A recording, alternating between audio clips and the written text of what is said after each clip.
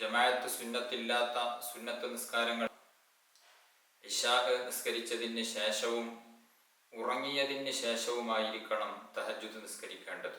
ശരീരത്തിനെ ക്ഷീണിപ്പിക്കുന്ന രൂപത്തിൽ രാത്രി തീരെ ഉറങ്ങാതെ മുഴുവൻ നിന്ന് നിസ്കരിക്കുക എന്നുള്ളത് കറാഹത്താകുന്നു. സുജൂദ് ദീർഘിപ്പിക്കുന്നതാണോ അതല്ല ഖിറാഅത്ത് ഓത്ത് ദീർഘിപ്പിക്കുന്നതാണോ നല്ലത് എന്ന ചർച്ചയിൽ പണ്ഡിതന്മാർ പറയുന്നത് ഏറ്റവും നല്ലത് ഓത്ത് ദീർഘിപ്പിക്കുക എന്നുള്ളതാണ്. അസ്സലാമു അലൈക്കും വറഹ്മത്തുള്ളാഹി വബറകാതുഹു. അഊദു ബില്ലാഹി മിനശ് ശൈത്വാനിർ റജീം. ബിസ്മില്ലാഹിർ റഹ്മാനിർ റഹീം. അൽഹംദുലില്ലാഹി റബ്ബിൽ ആലമീൻ. അസ്സലാത്തു വസ്സലാമു അലാ സയ്യിദിൽ മുർസലീൻ വഅലാ ആലിഹി വസ്വഹ്ബിഹി അജ്മഈൻ. അമ്മാ ബഅദ്. ഏറ്റവും ആദരണീയരായ എൻ്റെ ശബ്ദം ശ്രവിക്കുന്ന മാന്യ ശ്രോതാക്കൾ, സുന്നത്ത് നിസ്കാരങ്ങളിൽ നിന്ന് ജമാഅത്ത് സുന്നത്തില്ലാത്ത സുന്നത്ത് നിസ്കാരങ്ങൾ ധാരാളം നമ്മൾ പരാമർശിച്ചു. ഒരൽപ്പം സുന്നത്ത് നിസ്കാരങ്ങളെ കൂടി ഇൻഷാ അല്ലാഹ് ഇന്ന് നമുക്ക് പരിചയപ്പെടാം. ജമാഅത്ത് സുന്നത്തില്ലാത്ത സുന്നത്ത് നിസ്കാരങ്ങളിൽ വളരെ പ്രധാനപ്പെട്ട സുന്നത്ത് നിസ്കാരമാണ് തഹജ്ജുദ് എന്നുള്ളത്. രാത്രി നിസ്കരിക്കേണ്ട സുന്നത്ത് നിസ്കാരമാണത്.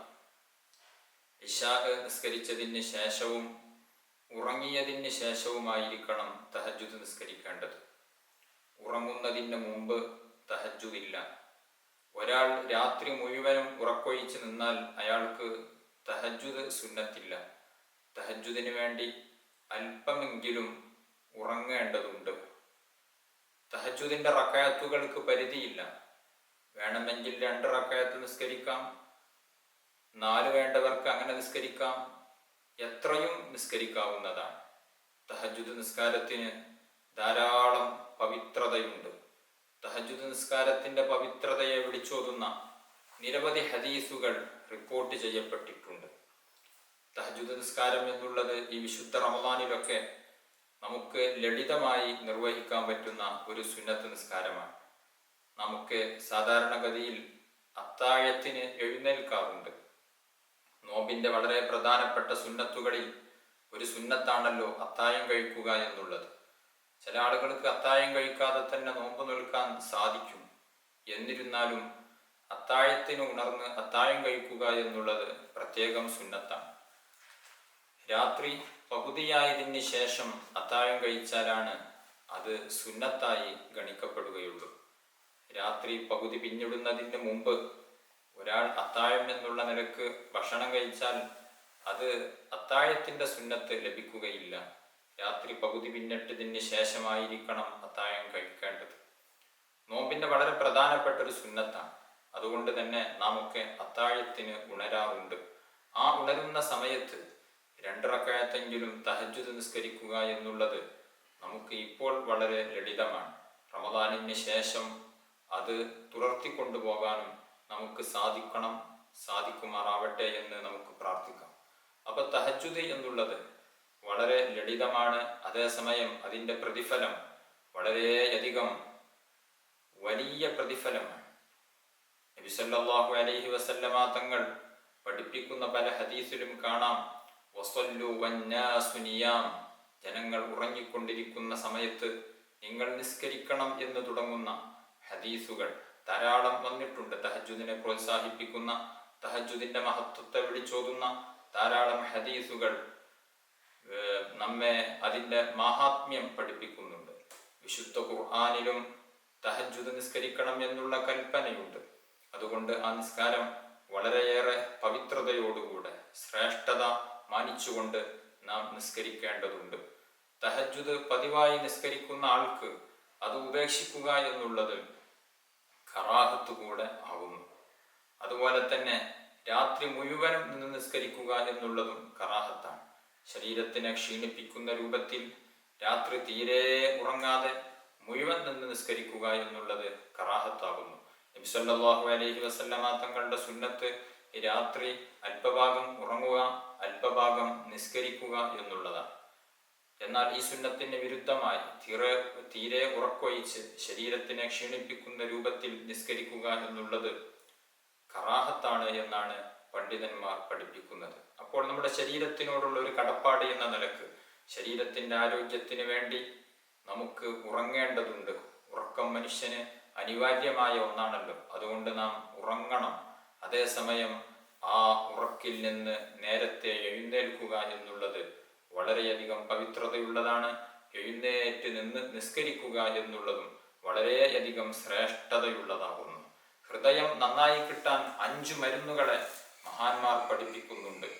മഹാനായ സൈനുദ്ദീൻ മഖ്ദൂം റളിയല്ലാഹു അൻഹു പഠിപ്പിക്കുന്നതായി കാണാം, വദവാഉ ഖൽബിൻ ഖംസതുൻ ഫതിലാവതുൻ ബിതദബ്ബുരിൽ മഅന വലിൽ ബത്നിൽ ഖല വഖിയാമു ലൈലിൻ വത്തളറഉ ബിസ്സഹർ വമുജാലസാതുസ് സ്വാലിഹീനൽ ഫുളല. ഹൃദയത്തിന് 5 മരുന്നുകളുണ്ട്. നമ്മുടെ ശരീരത്തിന് രോഗം ബാധിച്ചാൽ നമുക്ക് പല മെഡിസിനുകളും ഉപയോഗിക്കാറുണ്ട്. അതേസമയം നമ്മുടെ കൽബിന് വലിയ വലിയ രോഗങ്ങളുണ്ട്. എന്തെല്ലാമാണ് കൽബിന്റെ രോഗം? ഒന്ന് കിബറാണ്, ഞാൻ വലിയ ആളാണ് എന്നുള്ള അഹങ്കാരത്തിന്റെ ചിന്ത. അത് കൽബിന് ബാധിച്ച ഒരു രോഗമാണ്. അതുപോലെ തന്നെ റിയാ, മറ്റുള്ളവർ കാണാൻ വേണ്ടി നിസ്കരിക്കുക, മറ്റുള്ളവർ കാണാൻ വേണ്ടി ഇബാദത്തുകളെ ചെയ്യുക എന്നുള്ള റിയാ കൽബിന്റെ രോഗമാണ്. അങ്ങനെ തുടങ്ങി കൽബിനെ ബാധിക്കുന്ന ധാരാളം രോഗങ്ങളുണ്ട്, അസുഖങ്ങളുണ്ട്. തെറ്റുകൾ ചെയ്ത് ചെയ്ത് ചെയ്ത് നമ്മുടെയൊക്കെ കൽബ് കറുത്തിരുണ്ടു പോയി. അതുകൊണ്ട് തന്നെ പല ഉപദേശങ്ങളും നമ്മുടെ കൽബിലേക്ക് കടന്നു ചെല്ലുന്നില്ല. വയലുകൾ പലതും കേട്ടു, പക്ഷേ നന്നാകാൻ മനസ്സു വരുന്നില്ല. തെറ്റുകളോടാണ് മനസ്സിന് കൂടുതൽ താല്പര്യം വരുന്നത്. ആ കൽബിന് വലിയ രോഗമുണ്ട് എന്നുള്ളതാണ് നാം മനസ്സിലാക്കേണ്ടത്. എന്നാൽ ആ കൽബിനെ നന്നാക്കിയെടുക്കാൻ 5 മരുന്നുകളുണ്ട്. വദവാഉ ഖൽബിൻ ഖംസതുൻ ഫതിലാവതുൻ ബിതദബ്ബുരിൽ മഅന. അതിൽ ഒന്നാമത്തെ മരുന്ന് ഖുർആൻ അർത്ഥം ചിന്തിച്ച് പാരായണം ചെയ്യുക എന്നുള്ളതാണ്. വിശുദ്ധ ഖുർആൻ അത് ധാരാളം ഓതുന്നത് മൂലം നമ്മുടെ കൽബിന് വലിയ മാറ്റങ്ങൾ ഉണ്ടാകും. അർത്ഥം അറിഞ്ഞു ഓതുമ്പോഴാണ് അതിന്റെ എഫക്റ്റ് കൂടുതൽ അനുഭവിക്കാൻ സാധിക്കുക. അതേസമയം അർത്ഥമറിയാതെ ഓതിയാലും നമ്മുടെ കൽബിന് നല്ല മാറ്റങ്ങൾ ഉണ്ടാകും. വിശുദ്ധ ഖുർആൻ അർത്ഥം അറിയാതെ ഓതിയാലും വലിയ പ്രതിഫലം അല്ലാഹു സുബ്ഹാനഹു വ തആല തരും. അതേസമയം അർത്ഥം അറിഞ്ഞുകൊണ്ടുള്ള ഖുർആൻ ഓത്തിന് അതിന്റെ പ്രതിഫലം വളരെ വലുതാണ്. എന്ന് മാത്രമല്ല, നമ്മുടെ കൽബിനെ പരിവർത്തനം ചെയ്തെടുക്കാൻ സാധിക്കുന്ന ഒന്നുമാണ് അർത്ഥമറിഞ്ഞുള്ള ഖുർആൻ പാരായണം എന്ന് മഹാന്മാർ പഠിപ്പിക്കുകയാണ്. അതുപോലെ തന്നെ വലിൽ ബത്നിൽ ഖല, കൽബ് നന്നാകാനുള്ള രണ്ടാമത്തെ മരുന്ന് വയറ് കാലിയാക്കിയിടുക എന്നുള്ളതാണ്. അമിതമായിട്ടുള്ള ഭക്ഷണം കഴിക്കൽ, വയറ് നിറച്ച് എല്ലാ സമയത്തും നടക്കുക എന്നുള്ളത് അത് കൽബിനെ കാഠിന്യമുള്ളതാക്കി തീർക്കും. വയറ് നിറച്ചു ഭക്ഷണം കഴിച്ചാൽ ഇബാദത്ത് ചെയ്യുന്നതിനോട് താല്പര്യം കുറയും. അതുകൊണ്ടാണല്ലോ നോമ്പ് നാം ഈ മാസത്തിൽ നോക്കുന്നത് കൊണ്ട്, നോമ്പനുഷ്ഠിക്കുന്നത് കൊണ്ട്, വയറ് പലപ്പോഴും കാലിയായി കിടക്കുന്നത് കൊണ്ട് നമുക്ക് നന്മകളോട് താല്പര്യം വരാറുണ്ട്. അപ്പോൾ ഞാൻ പറഞ്ഞു വന്നത്, ഹൃദയം നന്നാവാനുള്ള മരുന്നുകളുടെ കൂട്ടത്തിൽ പ്രധാനപ്പെട്ട ഒരു മരുന്നാണ് വയറ് കാലിയാക്കുക എന്നുള്ളത്. അതുകൊണ്ട് നോമ്പല്ലാത്ത കാലത്തും നോമ്പിന് തന്നെ രാത്രിയിലുമൊക്കെ ഭക്ഷണം കഴിക്കുന്ന സമയത്ത് മിതമായിട്ടായിരിക്കണം ഭക്ഷണം കഴിക്കേണ്ടത്. അമിതമായി ഭക്ഷണം കഴിക്കുന്നത് അത് ശരീരത്തിന് ആരോഗ്യത്തിന് കേടാകുന്നു. അതുപോലെ തന്നെ നമ്മുടെ കൽബും കേടുവരാൻ അത് കാരണമായി തീരും. ഹൃദയം നന്നാകാനുള്ള മരുന്നുകളിൽ വളരെ പ്രധാനപ്പെട്ട മൂന്നാമത്തെ മരുന്നായി ബഹുമാനപ്പെട്ട സൈനുദ്ദീൻ മഖ്ദൂം റളിയല്ലാഹു അൻഹു എണ്ണുന്നത് വഖിയാമു ലൈലിൻ വത്തളറഉ ബിസ്സഹർ. മൂന്നാമതായി എണ്ണുന്ന മരുന്ന് വഖിയാമു ലൈലിൻ, രാത്രിയിലുള്ള നിസ്കാരമാണ്. ജനങ്ങൾ ഉറങ്ങിക്കിടക്കുന്ന സമയത്ത്, എല്ലാവരുടെ കണ്ണുകളും അടഞ്ഞു കിടക്കുന്ന സമയത്ത് പാതിരാക്കി എഴുന്നേറ്റ് നിന്നുകൊണ്ട് 2 റക്അത്താണെങ്കിൽ അങ്ങനെ 2 റക്അത്തെങ്കിലും നിസ്കരിക്കുക എന്നുള്ളത് അവൻ നന്നായി തീരാനുള്ള ഒരു കാരണമാകുന്നു. അതുപോലെ തന്നെ വത്തളറഉ ബിസ്സഹർ, അത്തായ സമയത്ത് അള്ളാഹുവിന്റെ മുന്നിൽ താണുകയാണ് അപേക്ഷിച്ച് വിനയപ്രകടനം നടത്തുക എന്നുള്ളത്, പ്രാർത്ഥിക്കുക എന്നുള്ളത് കൽബ് നന്നാകാനുള്ള മറ്റൊരു മരുന്നാകുന്നു. മുജാലസാത്തു സ്വാലിഹീനൽ ഫുദ്ദലാ, കൽബ് നന്നായി കിട്ടാനുള്ള അഞ്ചാമത്തെ മരുന്ന് സ്വാലിഹീങ്ങളായ സച്ചരിതരായ ആളുകളോട് കൂടെ ഇരിക്കുക, അവരോട് കൂട്ടുകൂടുക, അവരുടെ മജ്‌ലിസുകളിൽ പങ്കെടുക്കുക എന്നുള്ളതാണ്. ഇങ്ങനെ ഈ 5 മരുന്നുകളും നാം പ്രാവർത്തികമാക്കുകയാണ് എങ്കിൽ നമ്മുടെ കൽബ് നന്നായി കിട്ടും. അല്ലാഹു തആല തൗഫീഖ് നൽകി അനുഗ്രഹിക്കട്ടെ. ഈ മരുന്നുകളുടെ കൂട്ടത്തിൽ മൂന്നാമതായി നാം എണ്ണിയത് ഖിയാമുൽ ലൈലിൻ, രാത്രി നിന്ന് നിസ്കരിക്കുക എന്നുള്ളതാണ്. നാലാമതായി എണ്ണിയത് അത്താഴ സമയത്ത് അള്ളാഹുവിന്റെ മുന്നിൽ വിനയം പ്രകടിപ്പിച്ചുകൊണ്ട് താണുകയാണ്, നമ്മുടെ ആവശ്യങ്ങൾ അള്ളാഹുവിനോട് ആവശ്യപ്പെടുക, പ്രാർത്ഥിക്കുക എന്നുള്ളതാണ്. ഈ 2 മരുന്നുകളും വളരെ പ്രധാനപ്പെട്ടതാണ്. രാത്രി എഴുന്നേറ്റ് തഹജ്ജുദ് നിസ്കാരത്തെ കുറിച്ചാണ് പറയുന്നത്. രാത്രി ദീർഘനേരം നിസ്കരിക്കുക എന്നുള്ളത് വലിയ പ്രതിഫലവും നമ്മുടെ കൽബ് നന്നായി കിട്ടാനുള്ള ഒന്നും ആകുന്നു. നേരത്തെ എഴുന്നേൽക്കുന്നതിന് തന്നെ വലിയ ശ്രേഷ്ഠതയുണ്ട്. അത്തരം ആളുകളുടെ ജീവിതത്തിൽ വലിയ ബറക്കത്തും ഉണ്ടാകും. സുബ്ഹിക്ക് മുമ്പ് എഴുന്നേൽക്കുന്ന ജീവജാലങ്ങളെ എടുത്തു നോക്കിയാൽ നമുക്ക് കാണാൻ സാധിക്കും, അവരുടെ ജീവിതത്തിലെല്ലാം വലിയ ബറക്കത്തുകളാണ്. നോക്കൂ, നിങ്ങൾ പ്രപഞ്ചത്തിന്റെ പല കോണുകളിലേക്ക് കണ്ണോടിച്ചു നോക്കിയാൽ അവിടെയെല്ലാം ജീവജാലങ്ങളെല്ലാം ആ സമയത്ത് ഉണരുകയാണ്. പക്ഷികളെല്ലാം പലരും സുബ്ഹിക്ക് മുമ്പേ ഉണരുകയാണ്. നമ്മുടെ വീട്ടിലെ കോഴികൾ വരെ സുബ്ഹിക്ക് മുമ്പ് ഉണരുന്നുണ്ട്. നമ്മുടെ വീട്ടിലെ ആടുകൾ, അവർ സുബ്ഹിക്ക് മുമ്പ് ഉണരുകയാണ്. അതുകൊണ്ട് തന്നെ അവരുടെയൊക്കെ ജീവിതത്തിൽ വലിയ ബറക്കത്തുള്ളതായി നമുക്ക് കാണാൻ സാധിക്കും. ആടുകൾ പരിശോധിച്ചു നോക്കുകയാണ് എങ്കിൽ ഒരു ദിവസം തന്നെ ലോകത്ത് ലക്ഷക്കണക്കിന് ആടുകളെ അറവ് നടത്തുന്നുണ്ട്. അതേസമയം ആട് പ്രസവിക്കുന്നതോ 2 or 3 കുഞ്ഞിനെയാണ് ഒരു പ്രസവത്തിൽ പ്രസവിക്കുന്നത്. ജനനത്തെക്കാൾ കൂടുതൽ മരണം ഉണ്ട് എന്ന് നമുക്ക് തോന്നിപ്പോവുകയാണ്. എന്നിട്ട് പോലും ആടുകൾ ലോകത്ത് സുലഭമായി ലഭിക്കുന്നുണ്ട്. അതിൻ്റെ കാരണം അവരുടെ ജീവിതത്തിൽ ഒരു ബറക്കത്തുണ്ട്. ആ ബറക്കത്തിന് കാരണം അവർ നേരത്തെ ഉണരുന്നു എന്നുള്ളതാണ്. പക്ഷികളും അങ്ങനെ തന്നെയാണ്. നേരത്തെ അവർ ഉണരുന്നത് കൊണ്ട് അവരുടെ ജീവിതത്തിൽ വലിയ ബറക്കത്ത് നമുക്ക് കാണാൻ സാധിക്കും. അതുകൊണ്ട് നേരത്തെ ഉണരുന്നവരാവണം നാം എല്ലാവരും. അതിൽ വലിയ ബറക്കത്തിനെ കാണാൻ സാധിക്കും. അത് അവിശ്വാസികളെ എടുത്തു നോക്കിയാലും നേരത്തെ ഉണരുന്നവരിൽ അവരുടെ ജീവിതത്തിൽ ഒരു സന്തോഷവും അവരുടെ ജീവിതത്തിൽ ശരീരത്തിൽ ആരോഗ്യവുമൊക്കെ നമുക്ക് നേരിട്ട് അനുഭവിക്കാൻ സാധിക്കും, കാണാൻ സാധിക്കും. വലിയ ബറക്കത്തിനെ നമുക്ക് കാണാൻ സാധിക്കും.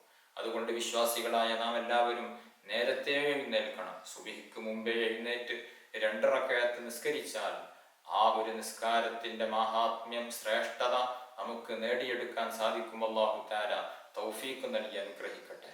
നേരത്തെ എഴുന്നേറ്റുകൊണ്ട് 2 റക്അത്ത് തഹജ്ജുദ് നിസ്കരിക്കുക. അല്ലാഹു തആലക്ക് വേണ്ടി 2 റക്അത്ത് ഞാൻ തഹജ്ജുദ് നിസ്കരിക്കുന്നു എന്ന നിയ്യത്തോടുകൂടെ നിസ്കരിക്കുക. 2 റക്അത്താണെങ്കിൽ 2 റക്അത്ത്, അതിനേക്കാൾ വർദ്ധിപ്പിക്കണമെങ്കിൽ തഹജ്ജുദിന്റെ നിയ്യത്തോടുകൂടെ തന്നെ അതിനേക്കാൾ വർദ്ധിപ്പിച്ചുകൊണ്ട് നിസ്കരിക്കുന്നതിലും വിരോധമില്ല. സുന്നത്ത് നിസ്കാരങ്ങൾ, തഹജ്ജുദിനെ പോലെയുള്ള സുന്നത്ത് നിസ്കാരങ്ങൾ നമുക്ക് എത്രയും ദീർഘിപ്പിച്ച് നിസ്കരിക്കാം. തഹജ്ജുദ് ഒരുപാട് റക്അത്തുകൾ നിസ്കരിക്കുന്നതിനേക്കാൾ ഉത്തമം. 2 റക്അത്താണെങ്കിൽ ആ 2 റക്അത്ത് ദീർഘനേരം അതിൽ സൂറത്തുകൾ ഓതി, ഖിറാഅത്തുകൾ ദീർഘിപ്പിച്ചുകൊണ്ട് നമുക്കറിയാവുന്ന വലിയ സൂറത്തുകളൊക്കെ ഓതി നിസ്കരിക്കുക എന്നുള്ളതിനാണ് ഏറ്റവും കൂടുതൽ പ്രതിഫലം ലഭിക്കുന്നത്. അതുപോലെ തന്നെ സുജൂദ് നമുക്ക് എത്രയും ദീർഘിപ്പിക്കാം. സുജൂദ് ദീർഘിപ്പിക്കുന്നതാണോ അതല്ല ഖിറാഅത്ത് ഓത്ത് ദീർഘിപ്പിക്കുന്നതാണോ നല്ലത് എന്ന ചർച്ചയിൽ പണ്ഡിതന്മാർ പറയുന്നത് ഏറ്റവും നല്ലത് ഓത്ത് ദീർഘിപ്പിക്കുക എന്നുള്ളതാണ്. ഖിറാഅത്ത് ദീർഘിപ്പിക്കുക, ദീർഘമായ സൂറത്തുകൾ ഓതിയിട്ട് രാത്രി നിസ്കരിക്കുക. സുജൂദും നമുക്ക് എത്രയും ദീർഘിപ്പിക്കാവുന്നതാണ്. സുജൂദും റുകൂഉം ദീർഘിപ്പിക്കാൻ പറ്റുന്ന ഫർളുകളാണ്. അതേസമയം സുജൂദിന്റെ ഇടയിലുള്ള ഇരുത്തം, എഴുത്തിദാല് എന്നീ ഫർളുകളൊന്നും ദീർഘനേരം ദീർഘിപ്പിക്കാൻ പറ്റില്ല. അവിടെ പറഞ്ഞ ദിക്റുകൾ മാത്രമേ അവിടെ ചൊല്ലാൻ പറ്റുകയുള്ളൂ. അതേസമയം സുജൂദും റുകൂഉം അങ്ങനെയല്ല. അവിടെ നമുക്ക് തസ്ബീഹ് എത്രയും ചൊല്ലാം, മറ്റു ദിക്റുകൾ ചൊല്ലാം, പ്രാർത്ഥനകൾ നടത്താം. ഇതൊക്കെ നമുക്ക് സുജൂദിൽ അനുവദനീയമാണ്, റുകൂഇലും അനുവദനീയമാണ്. ഒറ്റക്ക് നിസ്കരിക്കുമ്പോൾ ഉള്ള അവസ്ഥയാണ് ഞാൻ പറയുന്നത്. ഇമാമായി നിസ്കരിക്കുമ്പോൾ അത്ര തന്നെ നീട്ടാൻ പറ്റില്ല. ഏതായിരുന്നാലും തഹജ്ജുദിന് എഴുന്നേറ്റുകൊണ്ട് ദീർഘനേരം നിസ്കരിക്കുക എന്നുള്ളത് വളരെയധികം പവിത്രതയുള്ള കാര്യമാകുന്നു, വളരെയധികം ശ്രേഷ്ഠതയുള്ള സുന്നത്ത് നിസ്കാരമാകുന്നു. നമ്മുടെ ജീവിതത്തിൽ തന്നെ വലിയ പരിവർത്തനങ്ങൾ ഉണ്ടാക്കാൻ പറ്റുന്ന നിസ്കാരമാണ് തഹജ്ജുദ് എന്നുള്ളത്. പതിവാക്കാൻ അല്ലാഹു തആല തൗഫീഖ് നൽകി അനുഗ്രഹിക്കുമാറാവട്ടെ. സുന്നത്ത് നിസ്കാരങ്ങൾ ഇനിയും ധാരാളമുണ്ട്.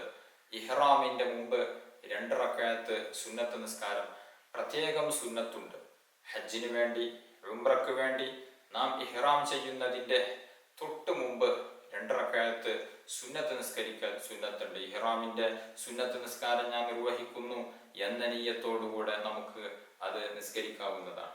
അതുപോലെ തന്നെ യാത്രക്ക് വേണ്ടി സുന്നത്ത് നിസ്കാരമുണ്ട്. നാം ഒരു ദീർഘയാത്ര നടത്തുകയാണ്, അല്ലെങ്കിൽ മറ്റു ഏതെങ്കിലും ഒരു സ്ഥലത്തേക്ക് നമ്മൾ യാത്ര പോവുകയാണ്. ആ യാത്ര പോകുന്നതിന് മുമ്പ് 2 റക്അത്ത് സുന്നത്ത് നിസ്കരിക്കേണ്ടതുണ്ട്. അതുപോലെ തന്നെ നിക്കാഹിന്റെ തൊട്ട് മുമ്പ് 2 റക്അത്ത് സുന്നത്ത് നിസ്കാരമുണ്ട്. നിക്കാഹിന്റെ മുമ്പുള്ള 2 റക്അത്ത് സുന്നത്ത് നിസ്കാരം അല്ലാഹു തആലക്ക് വേണ്ടി ഞാൻ നിസ്കരിക്കുന്നു എന്ന നിയ്യത്തോടുകൂടെ നിസ്കരിക്കേണ്ട സുന്നത്ത് നിസ്കാരമാണ്. ഈ സുന്നത്ത് നിസ്കാരം പുതിയാപ്പിളക്ക് സൗജിനും അതുപോലെ തന്നെ പെണ്ണിന്റെ രക്ഷിതാവിനുമാണ് സുന്നത്തുള്ളത്. ഭാര്യക്ക് പെണ്ണിന് ഈ നിസ്കാരം സുന്നത്തില്ല.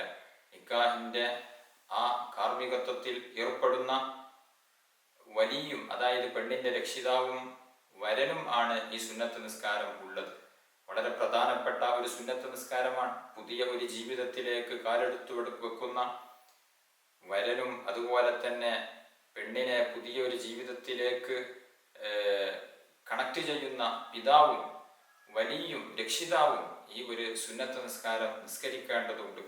അതുപോലെ തന്നെ വീട്ടിൽ നിന്ന് പുറത്തു പോകുന്ന സമയത്ത് 2 റക്അത്ത് സുന്നത്ത് നിസ്കാരം പ്രത്യേകം സുന്നത്താണ്. അത് യാത്ര എന്ന ഉദ്ദേശത്തോടു കൂടെയല്ല, ജോലിക്ക് പോവുകയാണ്, എന്നിരുന്നാലും 2 റക്അത്ത് സുന്നത്ത് നിസ്കാരം പ്രത്യേകം സുന്നത്തുണ്ട്. അതുപോലെ തന്നെ ചില കാര്യങ്ങൾ ചെയ്തു കഴിഞ്ഞതിന് ശേഷം 2 റക്അത്ത് സുന്നത്ത് നിസ്കാരമുണ്ട്. അതിലൊന്നാണ് തവാഫ്. തവാഫ് കഴിഞ്ഞാൽ 2 റക്അത്ത് സുന്നത്ത് നിസ്കാരമുണ്ട്. തവാഫിന് ശേഷമുള്ള 2 റക്അത്ത് സുന്നത്ത് നിസ്കാരം ഞാൻ നിസ്കരിക്കുന്നു എന്ന നിയ്യത്തോടുകൂടെ നിർവഹിക്കാനുള്ള നിസ്കാരമാണ്. അതുപോലെ തന്നെ വിശുദ്ധ ഖുർആൻ മനപ്പാടമാക്കി കഴിഞ്ഞാൽ അവിടെ സുന്നത്ത് നിസ്കാരം പ്രത്യേകം നിർദ്ദേശിക്കപ്പെട്ടിട്ടുണ്ട്. അതുപോലെ തന്നെ യാത്രക്കാരൻ തിരിച്ച് വീട്ടിൽ ഇറങ്ങിയാൽ, അല്ലെങ്കിൽ യാത്രക്കാരൻ യാത്ര പോയിക്കൊണ്ടിരിക്കെ ഏതെങ്കിലും ഒരു സ്ഥലത്തിറങ്ങിയാൽ അവിടെയും സുന്നത്ത് നിസ്കാരം പ്രത്യേകം സുന്നത്തുണ്ട്. അതുപോലെ തന്നെ മധുവിധു കൂടുന്ന ഭാര്യ ഭർത്താക്കന്മാരുടെ ആദ്യ രാത്രിയിൽ അവർ പ്രത്യേകം സുന്നത്ത് നിസ്കാരം നടത്തേണ്ടതുണ്ട്. ഇങ്ങനെ സുന്നത്ത് നിസ്കാരങ്ങൾ ധാരാളം മഹാന്മാർ പഠിപ്പിച്ചിട്ടുണ്ട്. തൗബക്ക് മുമ്പും തൗബ ചെയ്യുന്നതിന് ശേഷവും 2 റക്അത്ത് സുന്നത്ത് നിസ്കാരം പ്രത്യേകം നിർവഹിക്കേണ്ടതുണ്ട്. ഇങ്ങനെ ധാരാളമാണ് സുന്നത്ത് നിസ്കാരം. സുന്നത്ത് നിസ്കാരം പതിവായി നിസ്കരിക്കുന്ന സുന്നത്ത് നിസ്കാരങ്ങൾ ഖളാ ആയാൽ അത് ഖളാ വീട്ടലും പ്രത്യേകം സുന്നത്താണ്. അതുപോലെ തന്നെ സമയം നിശ്ചയിക്കപ്പെട്ട സുന്നത്ത് നിസ്കാരം അതിനെയും ഖളാ വീട്ടൽ പ്രത്യേകം സുന്നത്തുണ്ട്. മുത്തലക്കായ സുന്നത്ത് നിസ്കാരം ഒരാൾ പതിവായി നിസ്കരിക്കുന്നു, പതിവായി എന്നും രാത്രി നിശ്ചിത എണ്ണം സുന്നത്ത് നിസ്കരിക്കുന്ന ഒരു വ്യക്തി, അല്ലെങ്കിൽ പതിവായി എന്നും ളുഹാ സമയത്ത് ളുഹാ നിസ്കാരത്തിന് പുറമെ സുന്നത്ത് നിസ്കരിക്കുന്ന വ്യക്തി, ആ വ്യക്തിയുടെ സുന്നത്ത് നിസ്കാരം നഷ്ടപ്പെട്ടു, ഖളാ ആയി നിർവഹിക്കാൻ സാധിക്കാതെ വന്നാൽ അത് ഖളാ വീട്ടുക എന്നുള്ളത് പ്രത്യേകം സുന്നത്താണ്. ഇതുപോലെ തന്നെ സുന്നത്ത് നിസ്കാരങ്ങളിൽ നാം ശ്രദ്ധിക്കേണ്ട മറ്റൊന്നാണ്, ചില സുന്നത്ത് നിസ്കാരങ്ങൾ മറ്റു ചില സുന്നത്ത് നിസ്കാരങ്ങളിൽ പ്രവേശിക്കുന്നതാണ്. അതായത് മഖ്സൂദായ സുന്നത്ത് നിസ്കാരം, പ്രത്യേകം ലക്ഷ്യം വെക്കപ്പെടുന്ന, പ്രത്യേകം ഉദ്ദേശിക്കപ്പെടുന്ന സുന്നത്ത് നിസ്കാരമുണ്ട്. ഉദാഹരണം ളുഹ, അത് ആ സമയത്ത് തന്നെ നിർവഹിക്കണം എന്ന് പ്രത്യേകം നിർദ്ദേശിക്കപ്പെട്ടതാണ്. അതുപോലെ തന്നെ വിത്ർ, ഇത്തരം സുന്നത്ത് നിസ്കാരങ്ങൾ മറ്റു സുന്നത്ത് നിസ്കാരങ്ങളിൽ പ്രവേശിക്കുകയില്ല. മറ്റു സുന്നത്ത് നിസ്കാരങ്ങളോട് കൂടെ അത് നിസ്കരിക്കാൻ പറ്റില്ല. അതേസമയം പ്രത്യേകം മഖ്സൂദ് അല്ലാത്ത ചില സുന്നത്ത് നിസ്കാരങ്ങളുണ്ട്. ഉദാഹരണം പറയുകയാണ് എങ്കിൽ തഹിയ്യത്തിന്റെ 2 റക്അത്ത് സുന്നത്ത് നിസ്കാരം, പള്ളിയിൽ പ്രവേശിച്ചാലുള്ള തഹിയ്യത്തിന്റെ 2 റക്അത്ത് സുന്നത്ത് നിസ്കാരം പ്രത്യേകം ആ നിസ്കാരം തന്നെ വേണം എന്ന് നിർദ്ദേശിക്കപ്പെടുന്ന നിസ്കാരമല്ല, മഖ്സൂദായ സുന്നത്ത് നിസ്കാരമല്ല. പള്ളിയിൽ പ്രവേശിച്ചാൽ ഏതെങ്കിലും ഒരു 2 റക്അത്ത് ഉണ്ടായാൽ മതി എന്ന നിലക്കാണ് തഹിയ്യത്തിന്റെ 2 റക്അത്ത് സുന്നത്ത് നിസ്കാരം ഉള്ളത്. തഹിയ്യത്തിന്റെ 2 റക്അത്ത് സുന്നത്ത് നിസ്കാരം മറ്റു നിസ്കാരത്തിൽ പ്രവേശിക്കുന്നതാണ്. ഉദാഹരണം, ഒരാൾ അസ്ർ നിസ്കരിക്കാൻ വേണ്ടി അല്ലെങ്കിൽ ളുഹ്ർ നിസ്കരിക്കാൻ വേണ്ടി പള്ളിയിലെത്തി. ളുഹ്ർ നിസ്കാരത്തിന്റെ മുമ്പ് 2 റക്അത്ത് റവാത്തിബുണ്ട്. റവാത്തിബ് മഖ്സൂദായ പ്രത്യേകം ഉദ്ദേശിക്കപ്പെടേണ്ട നിസ്കാരമാണ്. ആ റവാത്തിബിനോട് കൂടെ തഹിയ്യത്തിന്റെ നിസ്കാരം അയാൾക്ക് കരുതാവുന്നതാണ്. റവാത്തിബിൽ തഹിയ്യത്ത് നിസ്കാരം പ്രവേശിക്കും. അതുപോലെ തന്നെ വുളൂഇന്റെ ശേഷമുള്ള 2 റക്അത്ത് സുന്നത്ത് നിസ്കാരവും മഖ്സൂദല്ലാത്ത സുന്നത്ത് നിസ്കാരമാണ്. വുളൂഇന്റെ ശേഷം നിസ്കാരം ഏതെങ്കിലും ഒന്ന് ഉണ്ടാകണം എന്നുള്ളതാണ് വുളൂഇന്റെ ശേഷമുള്ള നിസ്കാരം കൊണ്ട് ഉദ്ദേശിക്കപ്പെടുന്നത്. അതുകൊണ്ട് തന്നെ ഒരാൾ പള്ളിയിൽ പ്രവേശിച്ച് വുളൂ എടുത്തു പള്ളിയിൽ പ്രവേശിക്കുകയാണ് എങ്കിൽ, റവാത്തിബ് നിസ്കരിക്കുകയാണ് എങ്കിൽ, ആ റവാത്തിബിനോടുകൂടെ തഹിയ്യത്തും അയാൾക്ക് കരുതാം. അതുപോലെ തന്നെ വുളൂഇന്റെ ശേഷമുള്ള 2 റക്അത്ത് സുന്നത്ത് നിസ്കാരവും കരുതാവുന്നതാണ്. പ്രത്യേകം നിസ്കരിക്കണം എന്നില്ല. അങ്ങനെ നിസ്കരിച്ചാൽ വളരെ നല്ലത്. അതേസമയം ഈ ഒരൊറ്റ നിയ്യത്തിൽ, ഒരൊറ്റ നിസ്കാരത്തിൽ ഈ 3 നിസ്കാരവും നമുക്ക് ലഭിക്കും. റവാത്തിബ് നിസ്കാരത്തോടുകൂടെ തഹിയ്യത്തിന്റെ നിസ്കാരവും കരുതാം. അതുപോലെ തന്നെ വുളൂഇന്റെ ശേഷമുള്ള 2 റക്അത്ത് സുന്നത്ത് നിസ്കാരവും കരുതാം. അപ്പോൾ നിയ്യത്ത് വെക്കുന്ന സമയത്ത് ളുഹ്റിന്റെ മുമ്പുള്ള 2 റക്അത്ത് റവാത്തിബിനോടുകൂടെ തഹിയ്യത്തിന്റെ 2 റക്അത്തും വുളൂഇന്റെ ശേഷമുള്ള 2 റക്അത്തും അല്ലാഹു തആലക്ക് വേണ്ടി ഞാൻ നിസ്കരിക്കാൻ കരുതി എന്ന നിയ്യത്തോടുകൂടെ നിസ്കരിക്കുകയാണ് എങ്കിൽ ഈ 2 റക്അത്ത് നിസ്കാരം കൊണ്ട് ഈ 3 നിസ്കാരവും നമുക്ക് ലഭിക്കുന്നതാണ്. ഇങ്ങനെ നാം നിസ്കരിക്കുകയാണ് എങ്കിൽ ഈ 3 നിസ്കാരത്തിന്റെ പ്രതിഫലവും നമുക്ക് ലഭിക്കും. നിയ്യത്ത് വെച്ചാലാണ് തഹിയ്യത്തിന്റെയും അതുപോലെ തന്നെ വുളൂഇന്റെ ശേഷമുള്ള സുന്നത്ത് നിസ്കാരത്തിന്റെയും ഒക്കെ പ്രതിഫലം നമുക്ക് ലഭിക്കുകയുള്ളൂ. അതേസമയം നിയ്യത്ത് ഇല്ല എങ്കിലോ, പള്ളിയിൽ പ്രവേശിച്ച ഉടനെ ഒരാൾ തഹിയ്യത്ത് നിസ്കരിച്ചു, റവാത്തിബ് നിസ്കരിച്ചു, എന്നാൽ തഹിയ്യത്തും അതുപോലെ തന്നെ വുളൂഇന്റെ ശേഷമുള്ള സുന്നത്ത് നിസ്കാരവും ഒക്കെ അവനോട് ഈ 2 നിസ്കാരം നിസ്കരിക്കണം എന്നുള്ളൊരു കൽപ്പന, ആ കൽപ്പനയിൽ നിന്ന് അവൻ ഒഴിവാകും. അവന്റെ ആ ഒരു സുന്നത്തായ ബാധ്യതയിൽ നിന്ന് അവൻ ഒഴിവാകും. അതേസമയം ഇതിന്റെ പ്രതിഫലം ലഭിക്കണം എന്നുണ്ടെങ്കിൽ ഈ 2 റക്അത്ത് സുന്നത്ത് നിസ്കാരത്തോടു കൂടെ അവൻ തഹിയ്യത്തിനെയും അതുപോലെ തന്നെ വുളൂഇന്റെ ശേഷമുള്ള സുന്നത്തിനെയും കരുതേണ്ടതുണ്ട്. കരുതിയാൽ മാത്രമാണ് ആ പ്രതിഫലം ലഭിക്കുന്നത്. സുന്നത്ത് നിസ്കാരങ്ങളുടെ കൂട്ടത്തിൽ ഏറ്റവും ശ്രേഷ്ഠമായ സുന്നത്ത് നിസ്കാരം ഏതാണ്? ഏറ്റവും ശ്രേഷ്ഠമായ സുന്നത്ത് നിസ്കാരം പെരുന്നാൾ നിസ്കാരമാണ്. പെരുന്നാൾ നിസ്കാരത്തിൽ തന്നെ വലിയ പെരുന്നാൾ നിസ്കാരമാണ് ഏറ്റവും ശ്രേഷ്ഠമായത്. പിന്നെ ചെറിയ പെരുന്നാളിന്റെ സുന്നത്ത് നിസ്കാരമാണ്. അത് കഴിഞ്ഞാൽ സൂര്യഗ്രഹണ നിസ്കാരമാണ്. അത് കഴിഞ്ഞാൽ ചന്ദ്രഗ്രഹണ നിസ്കാരമാണ്. അത് കഴിഞ്ഞാൽ ഏറ്റവും ശ്രേഷ്ഠം മഴ തേടുന്ന നിസ്കാരമാണ്. അത് കഴിഞ്ഞാൽ ഏറ്റവും ശ്രേഷ്ഠമായ നിസ്കാരം വിത്ർ നിസ്കാരമാണ്. അത് കഴിഞ്ഞാൽ ഏറ്റവും ശ്രേഷ്ഠമായ നിസ്കാരം സുബ്ഹിക്ക് മുമ്പുള്ള 2 റക്അത്ത് സുന്നത്ത് നിസ്കാരമാണ്. അത് കഴിഞ്ഞാൽ ഏറ്റവും ശ്രേഷ്ഠമായത് ബാക്കിയുള്ള റവാത്തിബ് സുന്നത്ത് നിസ്കാരങ്ങളാണ്. അത് കഴിഞ്ഞാൽ ഏറ്റവും ശ്രേഷ്ഠം തറാവീഹാണ്. അത് കഴിഞ്ഞാൽ ളുഹാ നിസ്കാരമാണ്. പിന്നെ ശ്രേഷ്ഠമായത് ഏതെങ്കിലും പ്രവൃത്തിയുമായി ബന്ധപ്പെടുന്ന നിസ്കാരം, അതായത് പള്ളിയിൽ പ്രവേശിക്കുന്ന പ്രവൃത്തിയുമായി ബന്ധപ്പെട്ടതാണല്ലോ തഹിയ്യത്ത്. ഇഹ്റാമുമായി ബന്ധപ്പെട്ടതാണല്ലോ ഇഹ്റാമിന്റെ സുന്നത്ത് നിസ്കാരം. തവാഫുമായി ബന്ധപ്പെട്ടതാണല്ലോ തവാഫിന്റെ ശേഷമുള്ള 2 റക്അത്ത് സുന്നത്ത് നിസ്കാരം. ഇത്തരത്തിൽ ഏതെങ്കിലും ഒരു പ്രവൃത്തിയുമായി ബന്ധപ്പെടുന്ന സുന്നത്ത് നിസ്കാരമാണ് അത് കഴിഞ്ഞാൽ ഏറ്റവും ശ്രേഷ്ഠം. പിന്നെ വുളൂഇന്റെ ശേഷമുള്ള 2 റക്അത്ത് സുന്നത്ത് നിസ്കാരത്തിനാണ് ഏറ്റവും ശ്രേഷ്ഠതയുള്ളത്.